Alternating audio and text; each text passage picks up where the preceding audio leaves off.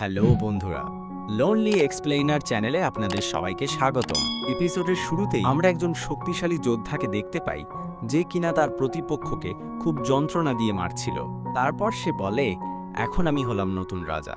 তারপরে ওই যোদ্ধা যে এখন রাজা হয়ে গেছে সে তার বাকি প্রতিপক্ষকেও অনেক সহজে হারিয়ে দেয় এবং তাদেরকেও খুবই যন্ত্রণার সাথে মেরে ফেলে।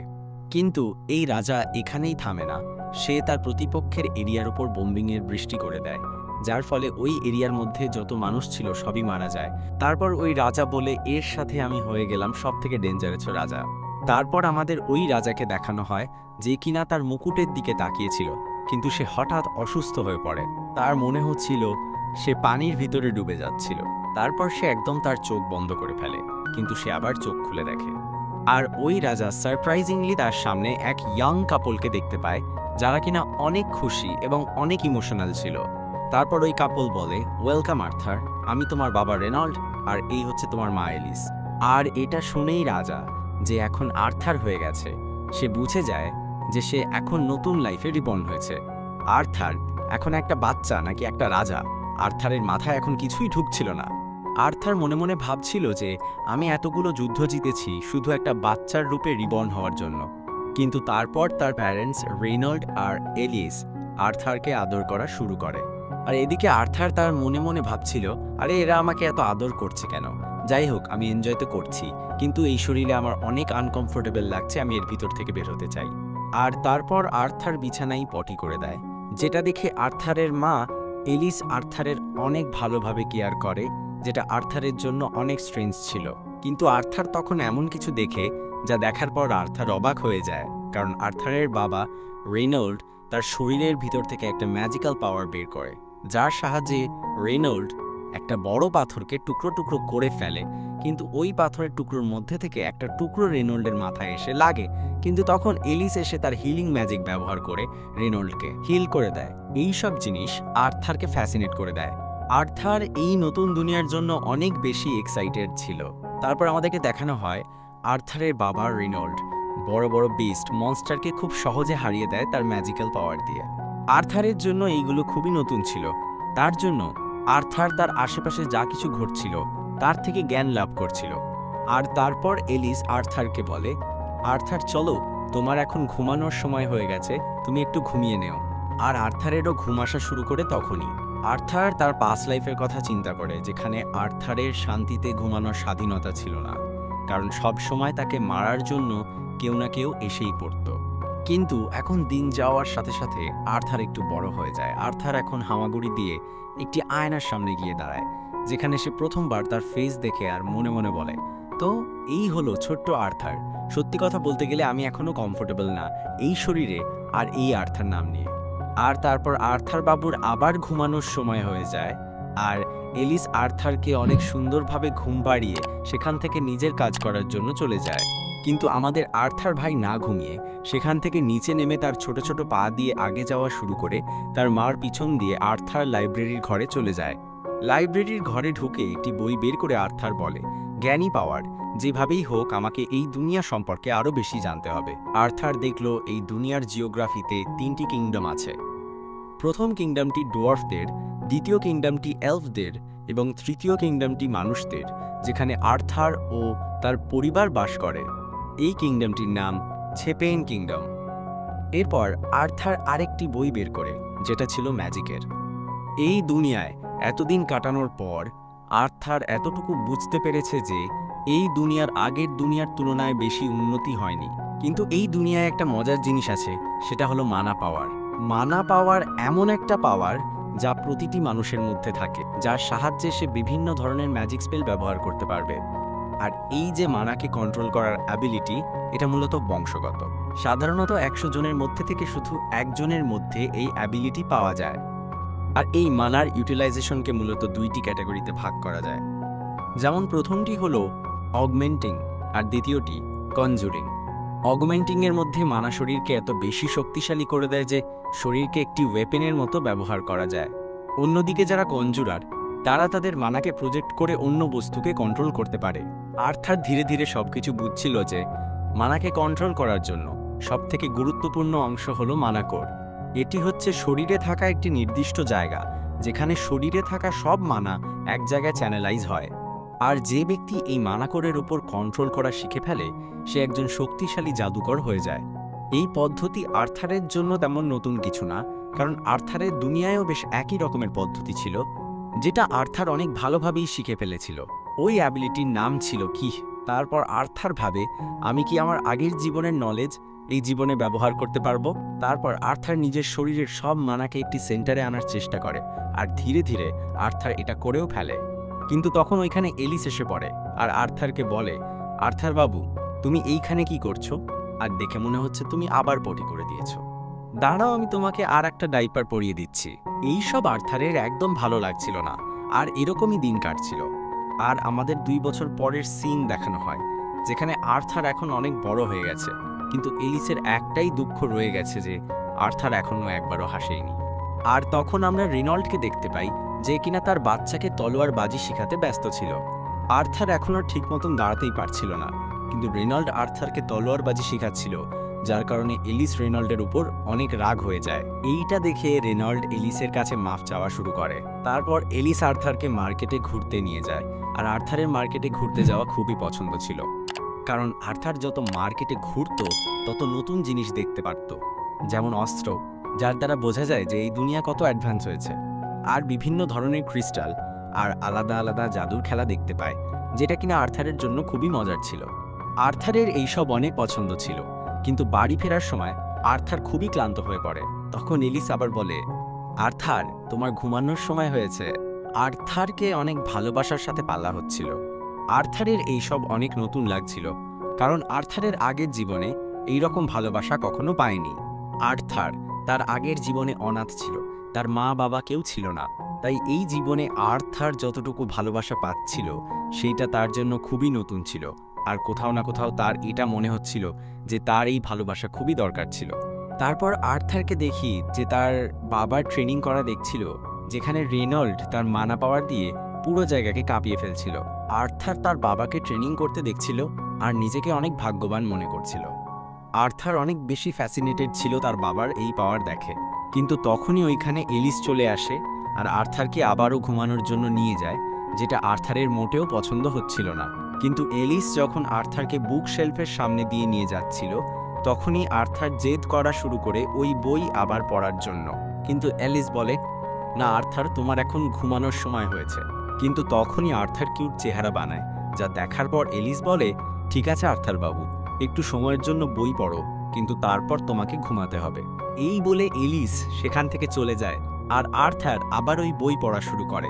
এইবার আর্থার তার শরীরের সব মানা এক সিঙ্গেল পয়েন্টে আনা শুরু করে। আর্থার বুঝে গেছিল যে আর্থার তার মানা পয়েন্টকে কন্ট্রোল করার খুবই কাছে পৌঁছে গেছে, কিন্তু তখনই ওইখানে একটা বড় ব্লাস্ট হয়।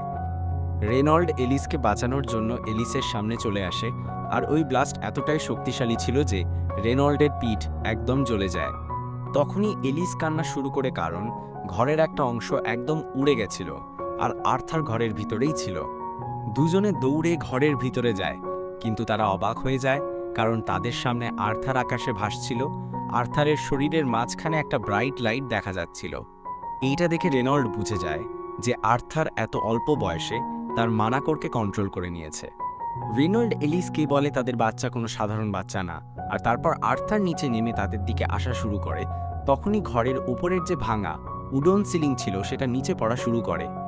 আর্থার বুঝে গেছিল যে তার জীবন এখানেই শেষ, কিন্তু তখনই রেনল্ড এসে তার পাওয়ার দিয়ে আর্থারকে বাঁচিয়ে ফেলে, আর এলিস আর্থারকে জড়িয়ে ধরে কান্না করা শুরু করে।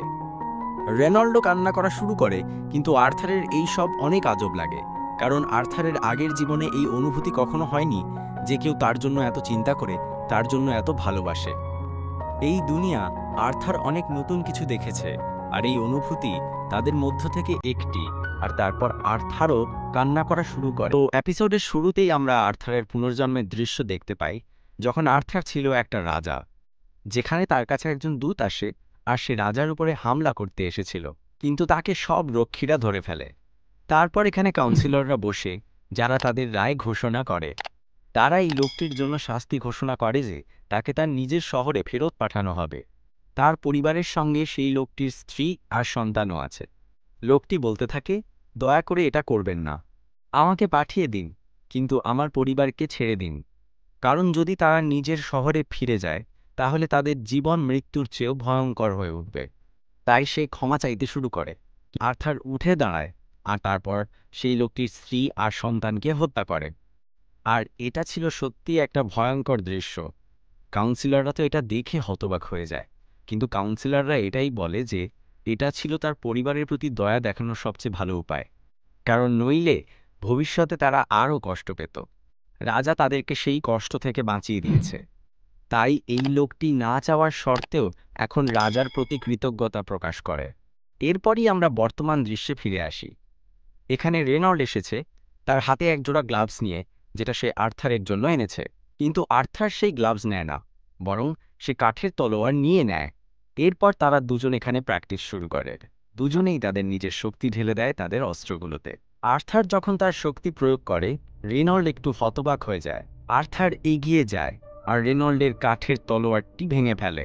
এটা সাধারণ কাঠের তলোয়ার হলেও তারা এর মধ্যে শক্তি ঢেলে দেয়। তারা শুধুমাত্র প্র্যাকটিস করছিল, কিন্তু এরই মধ্যে আর্থারের শক্তি প্রমাণিত হয়ে যায়।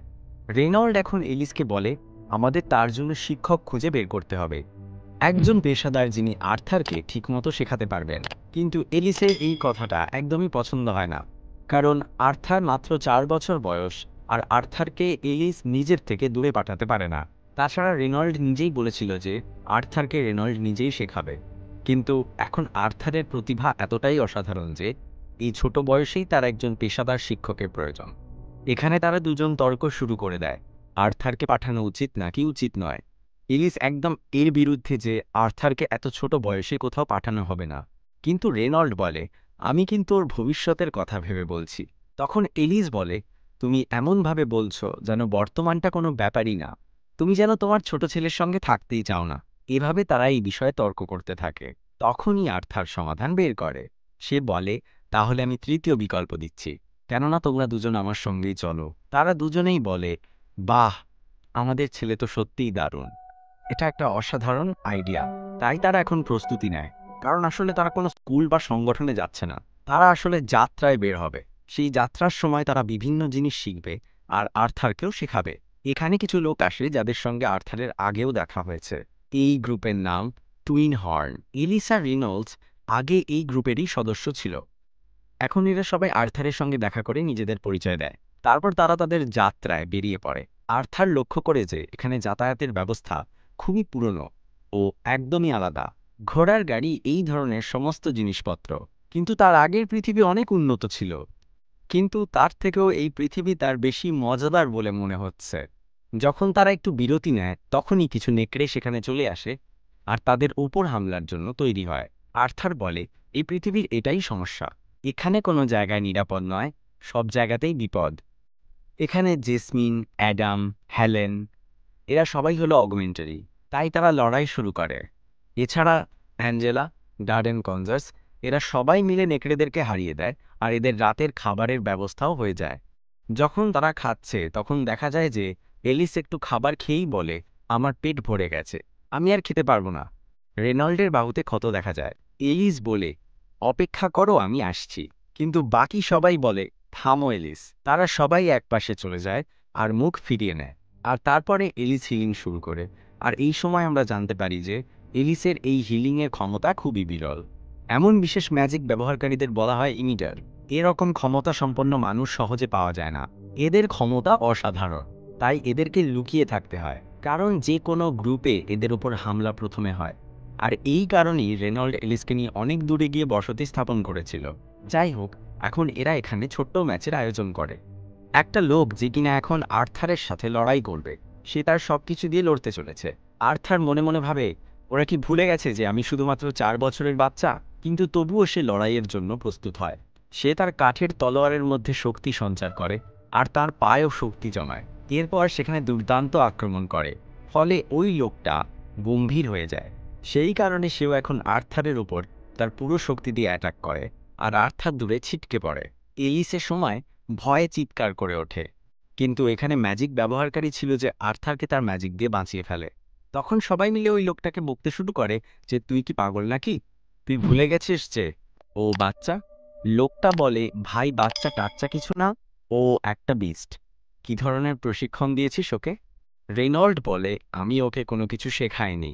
ও যা শিখেছে একাই শিখেছে।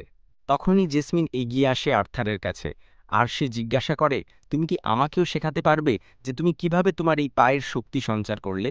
আর্থার তার মুখের ভাব দেখে বুঝে যায় যে জেসমিন সেই মানুষগুলোর মধ্যেই একজন যারা সহজে হার মানে না, যতক্ষণ না তাদের লক্ষ্য পূরণ হয়, যতক্ষণ না তারা যা চাইছে সেটা তারা পুরোপুরি পেয়ে যায়। যাই হোক, পরের দিন এরা আবার তাদের যাত্রায় বেরিয়ে পড়ে। আমরা বিভিন্ন দিনের দৃশ্য দেখতে পাই যেখানে আর্থারের শক্তি প্রশিক্ষণ করা হয়। সেখানে আর্থার তীরন্দাজিও চেষ্টা করে। জেসমিনের সঙ্গেও সে আবার প্র্যাকটিস শুরু করে, আর রাতেও জেসমিন তার সাথেই থাকে। পরের দিন তার জন্মদিনে জেসমিন তাকে একটা ছুরি জাতীয় জিনিস উপহার দেয়। সবাই একটু অবাক হয়, কারণ জেসমিন সাধারণত মানুষের সঙ্গে এতটা মেশে না। কিন্তু এলিস বলে, স্পষ্টতই আর্থার তো খুবই কিউট, তাই না? তাই জেসমিন এটা করছে। যাই হোক, এখন ওদের আবার এখান থেকে চলে যাওয়ার সময় হয়ে গেছে। ঠিক যখনই এরা চলে যেতে শুরু করে, তখনই এলিসের একটু অদ্ভুত লাগে, তার বমি বমি ভাব হয়। আর্থার বুঝতে পারে না যে তার মায়ের কি হয়েছে। অবশেষে যখন তারা তাদের পথে বেরিয়ে পড়ে, তখনই তাদের গাড়ি থেমে যায়, কারণ সামনে এসে হাজির হয় একদল লুটেরা গুন্ডা। এরা সবাই এদের সঙ্গে লড়তে তৈরি হয়। আর্থার বুঝে যায় যে এই ধরনের খারাপ মানুষ প্রতিটি পৃথিবীতে থাকে। এদের একজন নেতা আছে যে আক্রমণের নির্দেশ দিচ্ছে। গুন্ডাদের দলের সবাই খুবই শক্তিশালী আর দুর্দান্ত, কিন্তু সমস্যা হলো এই লুটেরাদের সংখ্যা অনেক বেশি। এখানে রেনল্ডের তো হাল বেহাল হয়ে যায়। তখন আর্থারও লড়তে এগিয়ে আসে, কিন্তু রেনল্ড তাকে থামিয়ে বলে, আর্থার তোর মাকে নিয়ে চলে যা। আর্থার বলে, আমার মধ্যে শক্তি আছে, আমিও তো লড়তে পারবো। রেনল্ডস বলে, তাহলে এই শক্তিটা তোর মাকে বাঁচাতে ব্যবহার কর, কারণ তোর মায়ের পেটে আরও একটা বাচ্চা আছে, আর তুই বড় ভাই হতে চলেছিস। এটা শুনে আর্থার হতবাক হয়ে যায়।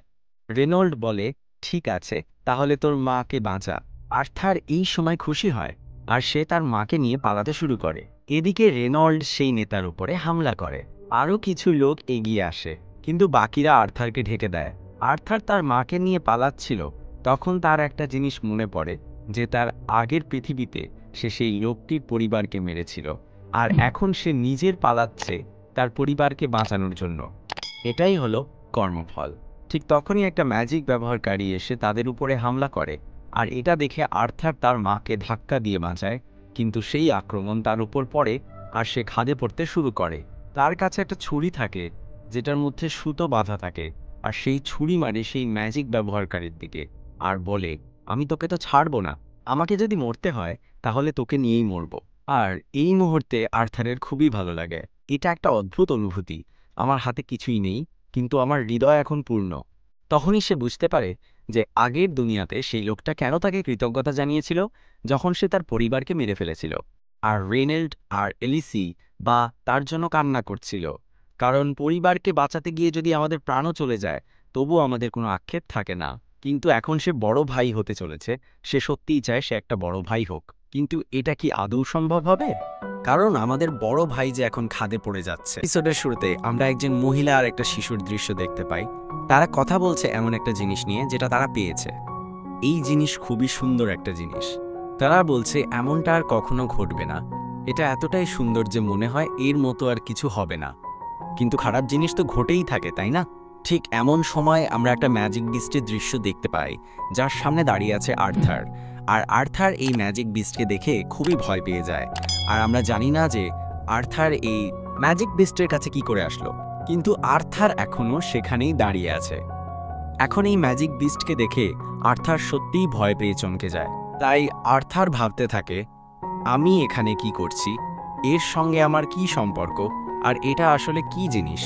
তারপর আর্থার সাহস করে এগিয়ে যায় ওই ম্যাজিক বিস্টের উপর হামলা করতে, কিন্তু ওই ম্যাজিক বিস্ট তাকে এক আঙ্গুলের ঝটকায় ফেলে দেয়, আর আর্থার নিচে পড়ে যায়।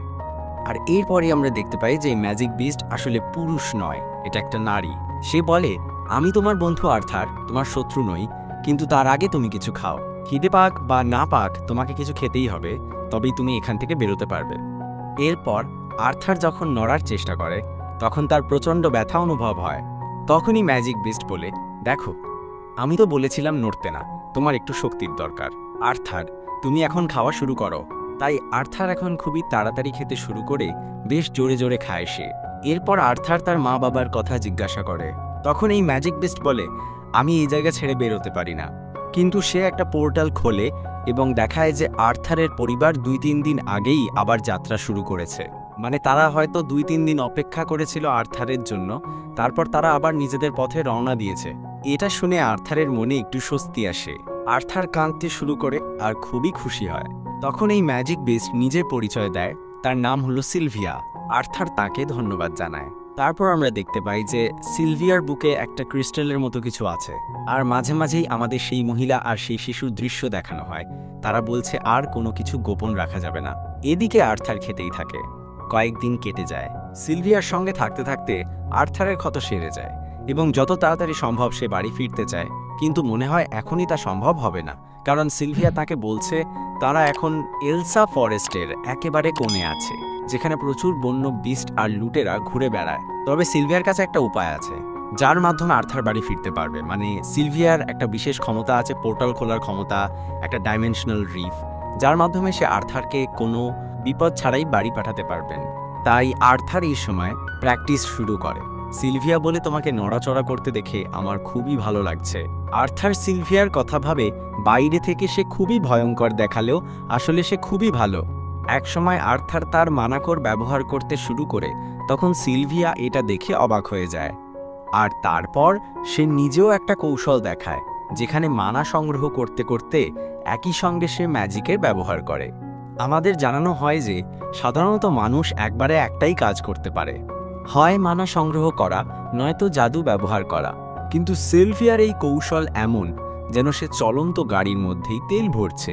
এটা একটা অসাধারণ কৌশল, শুধু ম্যাজিক বিস্টরা এটা ব্যবহার করতে পারে। এটা তাদের জন্য খুবই সহজ। সিলভিয়া বলে, যদি তুমি এটা শিখতে পারো তাহলে তুমি অনেক শক্তিশালী হয়ে যাবে। তখন সিলভিয়া আর্থারকে জিজ্ঞাসা করে, যদি তুমি এই শক্তি পাও তাহলে তুমি কি করবে? তখন আর্থারের মনে সেই লুটেরাদের প্রতি রাগ থাকার কারণে সে বলে, যখন আমি এই শক্তি পাবো তখন আমি সেই সব লুটেরাদের শেষ করে দেব। সিলভিয়া তাকে আবার ছিটকে ফেলে দেয় এবং বলে, ভুল উত্তর। আর্থার বলে, ভুল উত্তর মানে? শত্রুদের তো পরাজিত করতেই হয়, তাই না? সিলভিয়া বলে, ঠিকই বলেছ, কিন্তু যদি তুমি তোমার মনে শুধু ঘৃণা আর রাগ পুষে রাখো তাহলে জীবনটা কিভাবে উপভোগ করবে, তাতে কি মজা আছে? সিলভিয়া আর্থারকে স্পর্শ করে বলে, আমি চাইলে এই আঙুল দিয়ে তোমাকে শেষ করে দিতে পারি, আবার এই আঙুল দিয়ে তোমাকে ভালোবাসার স্পর্শ দিতে পারি। তুমি কি পছন্দ করবে ভালোবাসার স্পর্শ, তাই না? আমরা দেখতে পাই যে সিলভিয়া আর্থারের অতীত জীবন সম্পর্কে কিছু জানে। সে তাকে শেখাতে চায় যে এই রাগ আর ঘৃণা তাকে ছেড়ে দিতে হবে। সে আবার জিজ্ঞাসা করে, এখন বলো, যদি তুমি শক্তিশালী হও আর এই শক্তি পাও তাহলে কি করবে? আর্থার তার বন্ধু আর পরিবারের কথা মনে করে বলে, আমি তাদের সবাইকে রক্ষা করতে চাই। সিলভিয়া বুঝে যায় যে আর্থার ঠিক পথে আছে। এরপরে আমরা আর একটা ম্যাজিক বিস্টের দৃশ্য দেখতে পাই, যে একটা ড্রাগনকে হত্যা করে সে সিলভিয়ার খোঁজ করছে। এখন আমরা আর্থারের অতীত জীবনের একটা দৃশ্য দেখি, যখন আর্থার ঘুম থেকে ওঠে আর তারপরেই একটা অফিসে প্রবেশ করেন। এখন আর্থার এখানে রাখা ছবি দেখছিল, আর ওইখানেই বসা এক লোক আর্থারকে বলে, ধন্যবাদ এখানে আসার জন্য গ্রেট কিং। তখন আর্থার মনে মনে ভাবে, আমি তো শুধু নামের রাজা, সব পলিটিক্যাল অথরিটি তো পার্লামেন্টের হাতে। একজন রাজার কাজ তো শুধু যুদ্ধতে লোকদের মারা, আমি তো একটা কিলিং মেশিন হয়ে গেছি। তখন ওই লোকটা আর্থারের প্রশংসা করে বলে, গ্রেট কিং, আপনি এখানে কি মনে করে এলেন? তখন আর্থার বলে, আমি তো এমনি এখানে এসেছিলাম। এটা বলে আর্থার সেখান থেকে চলে যায়। এরপর আমাদের বর্তমানে দৃশ্য দেখানো হয়, যেখানে আর্থার ট্রেনিং করছিল সিলভিয়ার বলা কৌশলের মধ্যে দিয়ে। তখন সিলভিয়া আর্থারকে বলে, তুমি যদি এই কৌশল শিখে যাও তাহলে তোমার ম্যাজিক ব্যবহার করার ক্ষমতা আরও বেশি বৃদ্ধি করতে পারবে। তো আর্থারও মনোযোগ দিয়ে তার মানাকে কন্ট্রোল করা শুরু করে। তখন আমাদের আবার আর্থারের অতীতের দৃশ্য দেখানো হয়, যেখানে আর্থারের সামনে একটা মনস্টার ছিল, কিন্তু আর্থার খুব সহজে ওই মনস্টারকে মেরে ফেলে। তারপরে দৃশ্যতে আমরা আর্থারকে দেখি যে এখন সিলভিয়ার বলা কৌশল শিখে ফেলেছে। তখন সিলভিয়া তাকে ধাক্কা দিয়ে পাথরের নিচে আটকে দেয় এবং বলে, ওখানেই থাকো। আর আমরা দেখতে পাই যে সেই ম্যাজিক বিস্ট যে সিলভিয়াকে খুঁজছিল সে এখানে এসে পড়েছে। সেই ম্যাজিক বিস্টটি বলে, তোমার এখানে থাকায় আমি অবাক হইনি, আমি তো রক্তের গন্ধ পেয়ে এখানে এসেছিলাম। সে সিলভিয়ার উপরে হঠাৎ হামলা শুরু করে। সে জানে যে সিলভিয়া বেশি শক্তি ব্যবহার করতে পারবে না, কারণ তার মৃত্যু কাছেই। তখনই সিলভিয়া রূপান্তরিত হয়ে যায় একটা সাদা রঙের ড্রাগনে।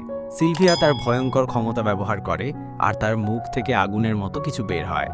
সেই ম্যাজিক বিস্ট বলে, সিলভিয়া তুমি কি পাগল, এত শক্তি ব্যবহার করলে তুমি তো মরে যাবে। সিলভিয়া বলে, দেখো আমি খুবই সুখী জীবন কাটিয়েছি, এখন মরলেও আমার কোনো আক্ষেপ নেই। তখন সেই ম্যাজিক বিস্ট একটা ভয়ঙ্কর হামলার প্রস্তুতি নেয়। সিলভিয়া বলে, আমি আমার শক্তি ব্যবহার করেছি, তাই ওই ম্যাজিক বিস্ট নড়তে পারছে না। সিলভিয়া একটা পোর্টাল খোলে যাতে আর্থার সেখান থেকে চলে যেতে পারে। সিলভিয়া বলে, আমাকে মাফ করো, আমি এটা ভালোভাবে তৈরি করতে পারলাম না, কিন্তু এটা তোমাকে অনেক দূরে নিয়ে যাবে। এখন বলো তুমি এই শক্তি দিয়ে কি করবে? আর্থার বলে, আমি আমার শক্তি দিয়ে আমি আমার কাছের মানুষকে রক্ষা করব। সিলভিয়া একটা ডিম এবং পালক দিয়ে বলে, এই পালকের মধ্যে এই ডিমকে জড়াও আর এটা সবসময় তোমার কাছেই রাখবে। আমরা দেখি একই সঙ্গে আর্থের শরীরে কিছু ট্যাটু এঁকে দেয়। এখন আর্থার জিজ্ঞাসা করে, এটা কি জিনিস? সিলভিয়া বলে, সময় হলে তুমি বুঝতে পারবে। সিলভিয়া আরও বলে, আমি তোমাকে বাড়ি পাঠিয়ে দিতে পারতাম, কিন্তু পাঠাইনি, কারণ আমার তোমার সঙ্গে থাকতে খুবই ভাল লাগছিল। আর্থার বলে, আমি তো প্রতিজ্ঞা করেছিলাম যে আমি সবাইকে রক্ষা করব, তাহলে আমি আমার এই শক্তি দিয়ে কি তোমাকে রক্ষা করতে পারি না? সিলভিয়া বলে, দেখো সেই চুক্তি আমাদের ক্ষেত্রে প্রযোজ্য না। এই কথা শুনে আর্থার কাঁদতে শুরু করে, কারণ আর্থার সিলভিয়ার সঙ্গে অনেক সময় কাটিয়েছিল। আর্থার সিলভিয়াকে এখন বলে, তুমি ড্রাগন হও বা দানব, আমার কিছু আসে যায় না, তুমি আমার পরিবারের মতো। সিলভিয়া বলে, তোমার তো একজন মা আছে। আর্থার বলে, সেটা ঠিকই আছে, তাহলে তুমি আমার দাদি। এটা শুনে সিলভিয়া খুবই আবেগপ্রবণ হয়ে পড়ে। সিলভিয়া বলে, তুমি কি আরেকবার এটা বলতে পারবে? আর্থার বলে, হ্যাঁ, তুমি আমার দাদি। আর এই কথাটা শুনে সিলভিয়া খুবই খুশি হয়। সিলভিয়া এখন আর্থারকে সেই পালক আর ডিমের সঙ্গে জড়িয়ে নিতে বলেন। এরপর আর্থার পোর্টাল এর দিকে এগিয়ে যায়, কিন্তু হঠাৎই থেমে যায় আর পেছনে ফিরে বলে, না সিলভিয়া, আমি এটা করতে পারবো না, তুমি আমার সঙ্গে চলো। কিন্তু ততক্ষণে পোর্টালটি বন্ধ হয়ে যায়। এদিকে লড়াই আবার শুরু হয় সেই ম্যাজিক বিস্টের আক্রমণে। সিলভিয়া খুবই মারাত্মকভাবে আহত হয়, সিলভিয়া নিচে পড়ে যায় আর ম্যাজিক বিস্ট বলে, আরে এটুকু আক্রমণে তুমি হেরে গেলে নাকি? এটা তো হতেই পারে না। সিলভিয়া বলে, হ্যাঁ ঠিকই বলেছ। তখনই সিলভিয়া একটা ভয়ঙ্কর আক্রমণ করে আর ম্যাজিক বিস্টের উপরে প্রচণ্ড বিস্ফোরণ ঘটায়। এরপরে আমরা আবার সেই মহিলা আর শিশুটির দৃশ্য দেখতে পাই। শিশুটি জিজ্ঞাসা করে, এটা কি ঠিক ছিল? মহিলা বলে, হ্যাঁ এটা একদমই ঠিক ছিল, এখন বাকি কাজটা আমি তোমার উপরে ছেড়ে দিলাম। এদিকে আর্থার যখন পোর্টাল দিয়ে চলে যাচ্ছিল, তখন সে সিলভিয়ার কণ্ঠ শুনতে পায়। সিলভিয়া বলছে, তুমি কি মনে রেখেছ আমি তোমাকে কি বলেছিলাম? যদি তুমি সব কিছু মনে রাখো তাহলে তুমি একদম ঠিক থাকবে। আর্থার বলে, আমার খুবই খারাপ লাগছে। সিলভিয়া বলে, পুরো পৃথিবীতে এখন অন্ধকার ছড়িয়ে আছে, তাই আমাদেরকে হাসি মুখে থেকে সেটাকে বদলে দিতে হবে। হয়তো এখন তুমি তা পারবে না, কিন্তু ধাপে ধাপে তুমি সেই জায়গাতে পৌঁছে যাবে। আর তুমি তা পারবেই, কারণ তুমি একসময় ছিলে সবচেয়ে শক্তিশালী রাজা। আর এই জন্মে তুমি তোমার হৃদয়কে আর ঘৃণা আর রাগ দিয়ে ভরতে দিও না। আর্থার এই সময় অবাক হয়ে যায় আর ভাবতে থাকে যে সিলভিয়া তার অতীত জীবনের কথা কিভাবে জানল। অবশেষে সে এখন জঙ্গলে পৌঁছায়। আর্থার এখন এই জঙ্গলে একটি মেয়ে চিৎকার শুনতে পায় আর সে বুঝতে পারে যে এখানে কাছাকাছি মানুষজন আছে। তাই সে তার পায়ের শক্তি ব্যবহার করে দৌড়াতে শুরু করে আর আর্থার একটা গাছের উপরে উঠে যায় এবং অবশেষে যখন সে সেখানে পৌঁছায় তখন দেখে যে কিছু ডাকাতের মতো লোক একটা এলফ মেয়েকে ধরে রেখেছে। এরা তাকে দাসী হিসেবে বিক্রি করবে যাতে তারা অনেক টাকা পায়। তারা একে গাড়িতে তুলে নিয়ে যেতে শুরু করে। এখানে আর্থারের মনে পড়ে যায় যে তাদের ওপর যে ডাকাতরা আগে হামলা করেছিল তাদেরও এই একই উদ্দেশ্য ছিল। তখন তারাও এই কথাই বলেছিল যে মহিলা আর বাচ্চাদের কোনো ক্ষতি করো না, কারণ তাদের দাম কমে যাবে যদি তাদের ওপর আঘাত লাগে। তাই আর্থার বুঝতে পারে যে এখানে এটা একটা সাধারণ ব্যাপার। এখন আর্থারের মনে রাগ জেগে ওঠে। আর্থার ভাবে যে এদের সবাইকে সে মেরে ফেলবে, কিন্তু তখনই তার মনে পড়ে সিলভিয়ার কথা, যে বলেছিল যে নেতিবাচক আবেগগুলোকে নিয়ন্ত্রণ করতে হবে।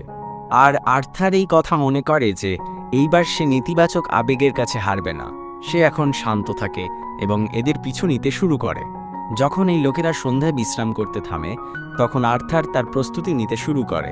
সে আরও কিছুক্ষণ অপেক্ষা করে। এখানে প্রায় রাত হয়ে গেছে আর আমরা দেখতে পাই যে জঙ্গলে ফরেস্ট উলফ নামে কিছু বন্য জন্তু থাকে। সাধারণত এরা মানুষের সঙ্গে মেশে না, বরং তাদের উপরে হামলাই করে। তখনই আর্থার লক্ষ্য করে যে এদের গলায় ম্যাজিক দিয়ে নিয়ন্ত্রিত কলারের মধ্যে কিছু আছে। আর্থার তাদের দিকে কিছু বাদামের মতো জিনিস ছুঁড়ে মারে। এতে সবাই চিৎকার করে ওঠে। ডাকাতরা ভাবে যে এই সমস্ত কি হচ্ছে। তখনই একজন লোক তাদেরকে শান্ত করতে এগিয়ে আসে, আর তখনই আর্থার তাকে মেরে ফেলে এবং তার ছুরি কেড়ে নেয়। এরপর আরেকজন আসে, তাকেও সে মেরে ফেলে। তৃতীয়জন যখন আসে, আর্থার তার পায়ে কাঁটা মারে, আর অবশেষে চতুর্থজন, যে ছিল এদের লিডার, সে এগিয়ে আসে। তৃতীয়জন তার লিডারকে আগে বলে দিয়েছিল যে এই ছেলেটা একটা মেজ, তাই সাবধান থাকতে। তখন লিডার বলে, আরে কি ব্যাপার, সোনার ডিম তো নিজে থেকেই আমার কাছে চলে এসেছে, আমি ওকে একদমই মারব না, কারণ ওর দাম তো ওই এলফের থেকেও অনেক বেশি পাবো। এখানে আমরা দেখতে পাই যে এই লোকটা ম্যাজিক ব্যবহার করতে পারে। তারা দুজনে এখন লড়াই শুরু করে। আর্থার যদিও তার সঙ্গে লড়ার চেষ্টা করে, কিন্তু এই লোকটি তার থেকে অনেক বেশি অ্যাডভান্স, তাই আর্থার হেরে যায়। কিন্তু এই মুহূর্তে আর্থার এই লিডারের পায়ে আগুন লাগিয়ে দেয়, যার ফলে এই লিডারের খুবই রাগ হয়, আর সে বলে, এখন আর তোকে জ্যান্ত ধরব না, তোর এমন অবস্থা করব যে তুই আর বাঁচবি না, তারপর তোর মৃতদেহ কোনো ভালো কালেক্টরের কাছে বিক্রি করে দেব। এখানে অবশেষে আর্থার একটা ভয়ঙ্কর হামলা করে। সে তার ম্যাজিক ব্যবহার করে ছুরি ঘুরিয়ে লিডারের মাথায় আঘাত করে, যার ফলে এই লিডারের চ্যাপ্টার এখানেই শেষ হয়ে যায়। আর আমরা দেখতে পাই যে তৃতীয় লোকটি এখনও বেঁচে ছিল, তাই সে এখন আর্থারের কাছে তার জীবন ভিক্ষা যায়। তখন আর্থার বলে, দেখ সস্তা জনি, সেই মেয়েটিও তো তোদের কাছে একই কথাই বলেছিল, কিন্তু তোরা কি তার কথা শুনেছিলি? তাই আর্থার এখন সস্তা জনিকে মেরে দেয়। অবশেষে আর্থার মেয়েটিকে মুক্ত করে আর বলে, তুমি এখন নিরাপদ। এখানে আর্থারের শরীরে কিছু ক্ষত হয়ে গেছে, যেটা দেখে মেয়েটি হতবাক হয়ে যায়। এদিকে আর্থার এখন ভাবতে থাকে যে অনেকগুলো মৃতদেহ এখানে পড়ে রয়েছে, যেটা হয়তো একটা বাচ্চার জন্য খুবই ভয়ানক হতে পারে। তাই সেই এখন দ্রুতই এলফের দেখার আগেই মৃতদেহগুলিকে সরিয়ে দেয়। আর্থার ভাবে যে আজ পর্যন্ত সে তার বয়সের কোনো বাচ্চার সঙ্গে কখনো মেশেনি, বেশিরভাগ সময় সে বড়দের সঙ্গে ছিল। আর এর পরেই সে এলফকে বলে, এখানে এমন কিছু আছে যা তোমার মতো বাচ্চার দেখা উচিত নয়। তখন মেয়েটি বলে, তুমিও তো বাচ্চা, তুমি কি বড় হয়ে গেছো নাকি? সে জিজ্ঞাসা করে, ওই ডাকাতদের কি হলো? আর্থার বলে, তাদের একটা দুর্ঘটনা হয়েছে, তাই তুমি এখন পুরোপুরি নিরাপদ, তোমার কোনো চিন্তা করার দরকার নেই। এখন আর্থার এখান থেকে চলে যাওয়ার প্রস্তুতি নেয়, কারণ স্পষ্টতই তাকে তার পরিবারের সঙ্গে আবার দেখা করতে হবে। কিন্তু এই মেয়েটি খুবই ভয় পাচ্ছিল, আর সেই চায় যেন আর্থার তার সঙ্গে যায়। সেভাবে তুমি আমাকে এইভাবে জঙ্গলে একা ফেলে যেতে পারো না। তখন আর্থার বলে, একজন এলফের তো জঙ্গলে নিরাপদ বোধ করা উচিত। তখন মেয়েটি বলে, তার বাবা মা তাকে গোলামদের কথা বলেছিল, যারা বাচ্চাদেরকে দেখা মাত্রই খেয়ে ফেলে। তখন আর্থার জিজ্ঞাসা করে, তুমি কোথা থেকে এসেছিলে? তখন দেখা যায় সে উল্টো দিক থেকে এসেছে, যেদিকে আর্থার যাবে। মেয়েটি মূলত কিছু পোকা ধরছিল, আর তখনই সে হারিয়ে যায়। তখন আর্থার ভাবে, মনে হয় বাচ্চারা এমনই হয়, তারা জানেই না যে তারা কি করছে। তাই আর্থার ভাবে যে মেয়েটিকে আর্থার এভাবে একা ফেলে যেতে পারে না। যাই হোক, এরপরে আর্থারের মনে পড়ে সেই উলফদের কথা, এদের কি করা উচিত? এদেরকে মেরে ফেলা উচিত। কিন্তু মেয়েটি বলে, আমাদের এদেরকে মুক্ত করে দেওয়া উচিত, কারণ আমাদের প্রতিটি জীবন্ত জিনিসেরই সম্মান করা উচিত। আমরা জঙ্গলের মানুষেরা এমনই করি। আর্থার ভাবে এরা যদি তাদের উপর হামলা করে, কিন্তু তারা শান্তভাবে চলে যায়, উলফগুলো কিছু করে না। এরপর তারা মেয়েটির বাড়ির দিকে এগোতে শুরু করে। এক জায়গায় তারা থামে, আর অবশেষে আর্থার নাম জিজ্ঞাসা করে। মেয়েটির নাম হলো টেসিয়া এরেলিথ। আর্থারও তার নাম বলে। তারপর তারা কিছু খাবার খায়, যা আর্থার বানিয়েছিল। খাবারগুলো খুব একটা স্বাদের ছিল না। তখনই আর্থার বুঝতে পারে যে বাচ্চারা এমনই হয়। সে বলে, তোমার খিদে থাকুক বা না থাকুক, তবুও তোমাকে খেতেই হবে। আর এই কথা তাকে সেলভিয়া বলেছিল। তাই আর্থার ভাবে সে ধীরে ধীরে সেলভিয়ার মতো কথা বলতে শুরু করেছে। তখন আর্থার ভাবে সে টেসিয়ার কাছ থেকে অনেক কিছু শিখতে পারে, যে কিভাবে বাচ্চাদের মতো থাকতে হয়, কারণ এর আগে সে শুধু পুষ্টির দিকে মনোযোগ দিত, স্বাদের দিকে নয়। টেসিয়া এখন তাকে জিজ্ঞাসা করে, তুমি এই এলফদের জঙ্গলে কি করছিলে? আর্থার বলে, সে তার পরিবারের থেকে বিচ্ছিন্ন হয়ে গেছে আর এখানে হারিয়ে গেছে। তারপর তারা আবার তাদের যাত্রা শুরু করে।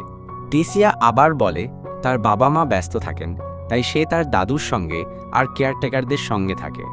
আর এখানে এখন কিছু পোকামাকড় ছিল, জোনাকির মতো, যারা মার্ক করার জন্য ব্যবহৃত হয়। আর্থার ভাবে তাহলে বাচ্চারা এভাবেই খেলে। টেসিয়া বলে, একবার আমার মানা জেগে উঠলে আমি প্র্যাকটিস করা শুরু করব, আর আমি একজন মাস্টারও পাবো। তখনই আমরা দেখতে পাই যে নেকড়েটাকে তারা মুক্ত করে দিয়েছিল, সেটি এখনও তাদের পিছু নিচ্ছিল। অবশেষে তারা রাতে একটা ক্যাম্প তৈরি করে। তখন আর্থার ভাবে হয়তো সে ভুল করেছে, নেকড়েদেরকে জ্যান্ত ছেড়ে দেওয়াটা ঠিক হয়নি, তাদেরকে আগেই মেরে ফেলা উচিত ছিল, কারণ রাত্রিবেলা তাদের ডাক শোনা যাচ্ছিল। তাই আর্থার টেসিয়াকে বলে, তুমি চিন্তা করো না, তুমি ঘুমিয়ে পড়ো। আর তোমাদের মনে থাকবে যে সেলভিয়া তাকে একটা ডিম দিয়েছিল, যেটা একটা পালকের মধ্যে রাখতে বলেছিল। এখন আর্থার ভাবে সেলভিয়া তার কাছ থেকে আসলে কি চেয়েছিল। তখনই আবার টেসিয়া এসে হাজির হয়। সে আর্থারকে বলে, যদিও আমার দিদিমা বলেছিল যে আমি যেন কখনো কোনো ছেলের সঙ্গে না ঘুমাই, কিন্তু তুমি তো বাইরে নিরাপদ না, তাই তোমার আমার সঙ্গে ভেতরে এসে ঘুমানো উচিত।